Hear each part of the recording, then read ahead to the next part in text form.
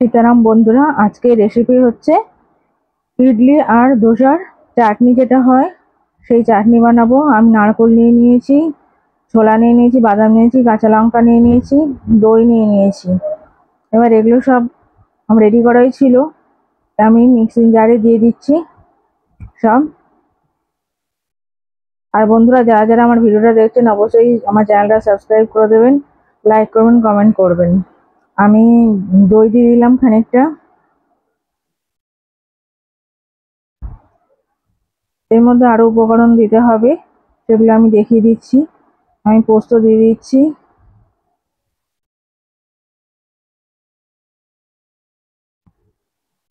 নুন দিয়ে দিচ্ছি, ছোলা, নারকোল, বাদাম, কাঁচা লঙ্কা, টক দই, পোস্ত। এবার আমি একটু গোলমরিচের গুঁড়োও দিয়ে দিচ্ছি অল্প করে, কাঁচা লঙ্কাও দিয়ে দিয়েছি। এবার আমি একটু বিট নুন দিয়ে দেবো।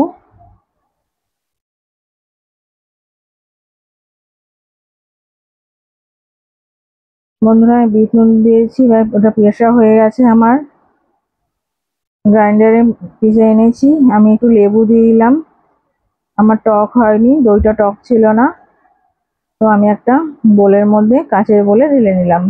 এবার এর মধ্যে তড়কা লাগাতে হবে। চলুন কি কি তড়কাতে দিচ্ছি সেটা দেখে নিন। সর্ষের তেল দিচ্ছি, অবশ্যই সর্ষের তেল দেবেন, টেস্টটা ভালো হয়। তেলটা গরম হয়ে গেলে আপনারা এর মধ্যে সর্ষে দিয়ে দেবেন।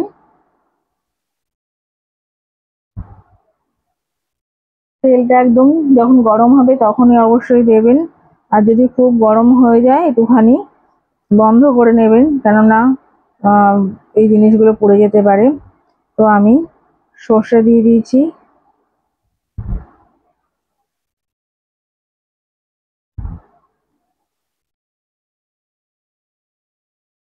দুটো শুকনো লঙ্কা দিয়ে দিয়েছি।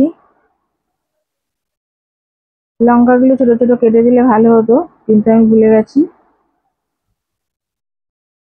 আমি কটা কারি পাতা দিয়ে দিলাম। আমার কারি পাতাগুলো অবশ্যই শুকনো, কারণ আমার গাছ নেই আর কিনতেও পাওয়া যায় না। আমি পাশের বাড়ি থেকে এনে শুকিয়ে রেখে দিয়েছি, আমি কমিয়ে রেখেছিলাম। আর বন্ধুরা, অবশ্যই ওর মধ্যে চানা ডাল প্রথমে দেবেন, তারপরে সর্ষে দেবেন। চানা ডালটা দিলে খুব ভালো লাগে খেতে, মানে ফোড়নে চানা ডাল দেবেন, মানে যাকে বলে ছোলার ডাল। আর আমি একটু কাশ্মীরি লঙ্কার গুঁড়ো দিয়ে দিচ্ছি কালারটা ভালো হওয়ার জন্যে। সর্ষে দেবেন, আর হচ্ছে ফোড়নে সর্ষে দেবেন আর ছোলার ডাল দিয়ে দেবেন, তাহলে খুব ভালো লাগে চাটনিটা। আমি কিন্তু গ্যাসটা একদম অফ করে নিয়েছিলাম এই অবস্থায়। এবার আমার এর মধ্যে একটু হিং দিতে হবে, হিং দিয়েছিলাম কিন্তু দেখাতে ভুলে গেছি। তো একটু হিং দিলেও ভীষণ ভালো লাগে, তো আপনারা অবশ্যই হিংটা দিয়ে নেবেন তরকার মধ্যে।